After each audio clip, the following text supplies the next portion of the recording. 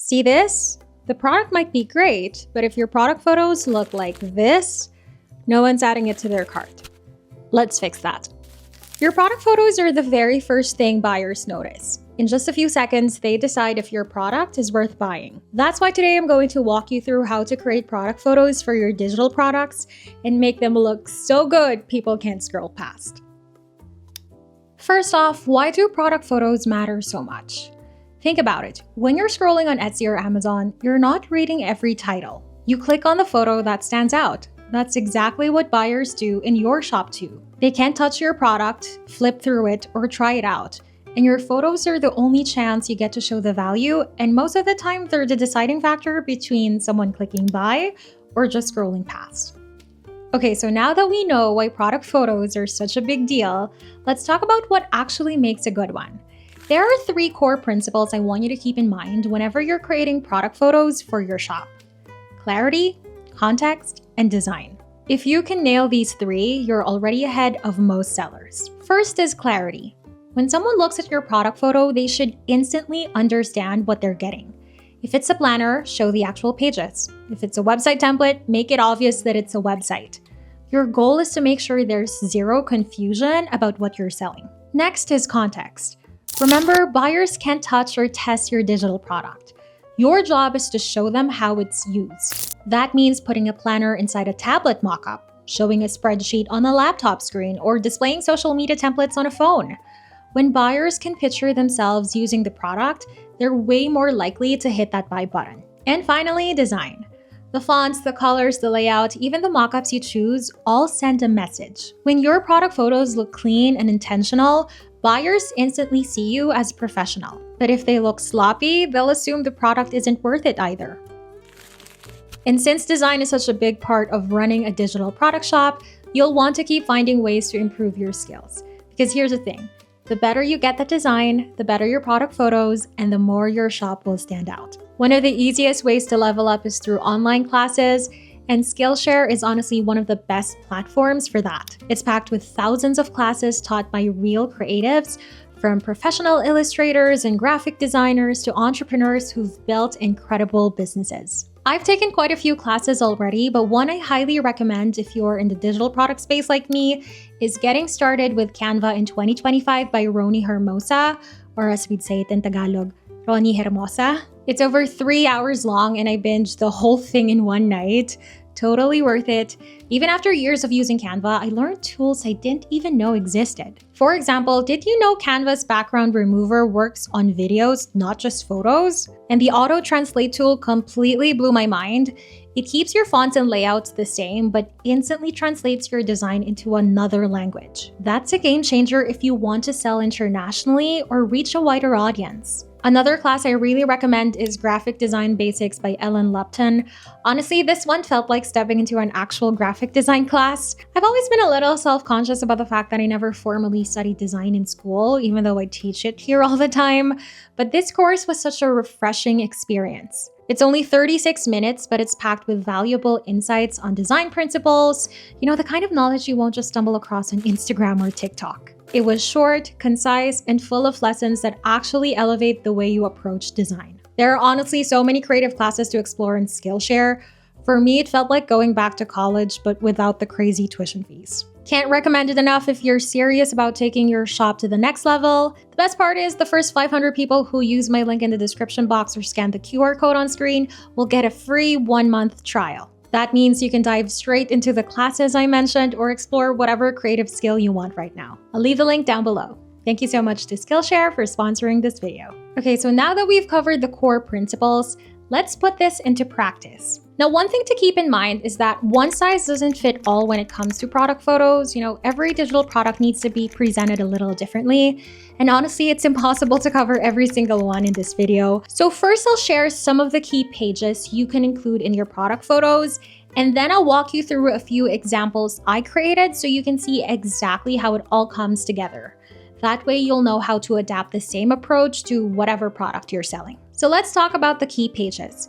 Now, you don't need to use every single one here. Just pick the ones that make sense for your product. First is your main photo, so this is your scroll stopping image, the one people see first in search. Then you have supporting previews. These show extra variations or pages so buyers see the variety. Then you have a what's included page. You can list everything that comes with a product here, so there's no guessing.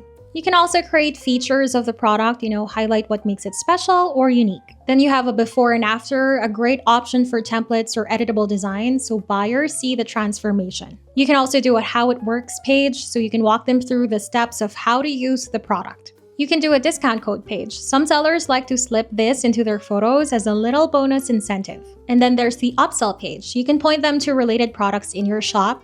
If they're buying a planner, maybe they'll want a matching calendar. And then there's the FAQ. For more complex products, you can answer common questions up front so people don't hesitate. You also got testimonials. Social proof is powerful, even if it's just a few sentences. And some other notes, anything else you think a buyer should know, like no physical products will be shipped. If you just mix and match from these, you'll have a really strong set of product photos that answers all the buyer's questions and makes your listing feel complete. Now let me walk you through some examples. Let's start with Instagram templates. For this product, it's a bundle that includes portrait posts, square posts, stories, and highlight icons. As you can see in the main photo, I tried to include everything so buyers know exactly what's inside. Now here's a tip for your main photo. Always keep the important parts of your design centered. Etsy has changed the way they display the main product photo on the search page so many times. When I first started, it was landscape. Then it switched to square. And now it's portrait. Honestly, I don't know why they keep changing it. To be safe though, keep your key design elements in the middle for that very first photo so nothing important ever gets cut off. Again, this only applies to the main photo that shows up in search results. Once a buyer actually clicks into your listing, landscape works totally fine because it shows the whole photo.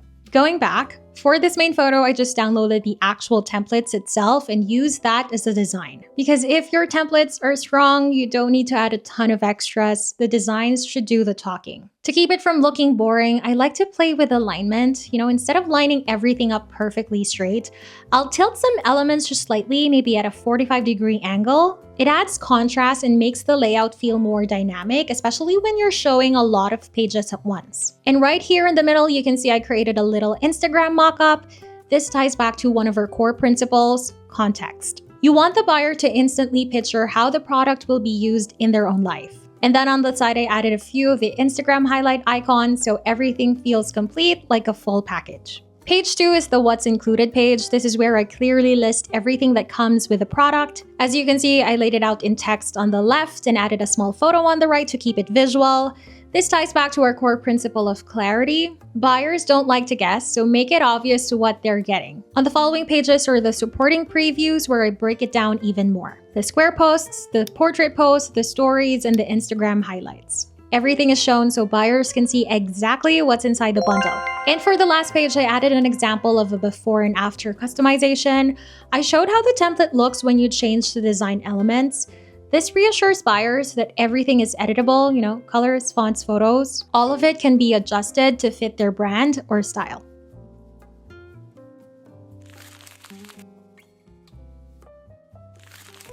Now let's move on to a workbook template.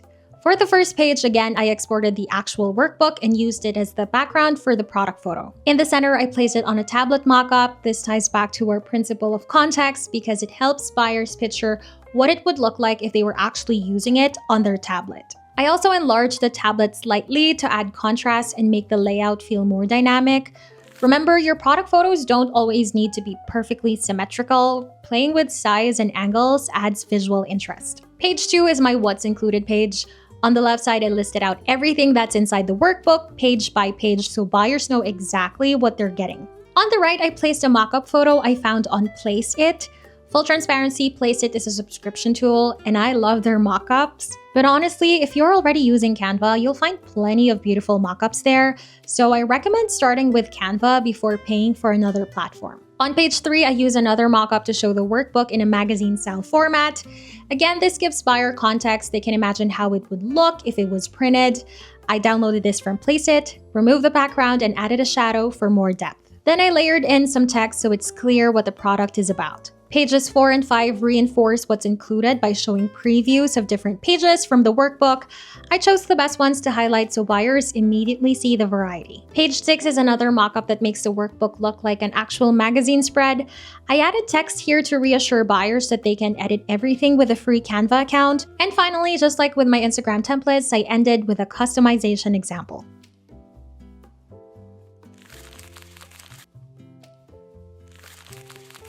Now let's move on to a Canva website template.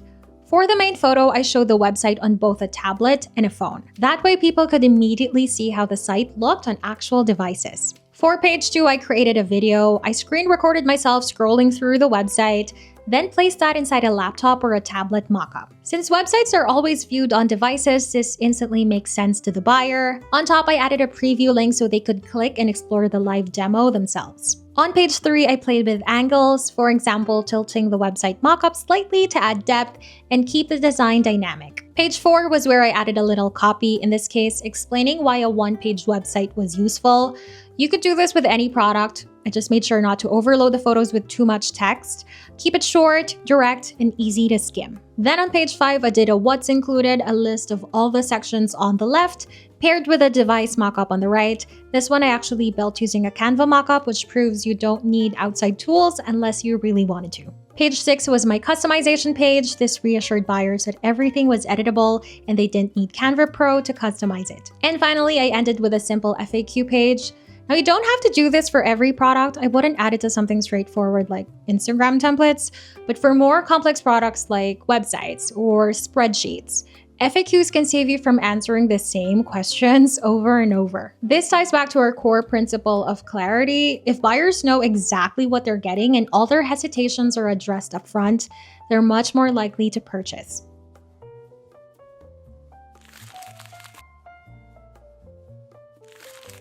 Now for the last product, let's look at a business card template. For the main photo, I used a mock-up of business cards spread out on the surface. It makes the product feel more realistic, which is exactly the point of mock-ups. They help buyers imagine how your design would look like in real life. I found this one on Placeit and added shadow to give it more depth. For the second photo, I created a what's included page. On the left, I listed everything buyers get, and on the right, I added another mock-up. This one's from Canva. The third page shows all the business card designs included in the template. I don't like to gatekeep, so I show buyers exactly what they'll receive. Then on page 4, I used another Placeit mockup and added text to clarify 2 important points: that the template can be edited with a free Canva account and that no physical products will be shipped. With something like business cards, you have to be clear. These are digital files they'll edit and print themselves, not pre-printed cards delivered to their home. Page 5 shows customization. And finally, page 6 is where I upsell. If someone's buying a business card, chances are they'll also want other branding materials. So I included a small note pointing buyers to my complete branding kit. It's a subtle way to increase sales and encourage people to explore more of your store while giving them even more value. So there you have it. Whether it's Instagram templates, workbooks, websites, or business cards, the key is always the same: clarity, context, and design. If you focus on those, your product photos will do the selling for you. And if you want to get even better at this, don't forget to check out Skillshare. There are so many classes that will help you level up your design skills, from Canva basics to graphic design principles. The first 500 people who use my link down below will get a free 1-month trial, so you can dive right in and start learning today. Also, if you're ready to practice creating product photos but don't have a product yet, I've got you covered. I put together 10 free resellable Canva templates you can download, customize, and use to start your own shop. The link for that will be in the description box. Thank you so much for hanging out with me today. As always, if you haven't subscribed yet, please do. It really helps my channel. And I'll see you in the next video.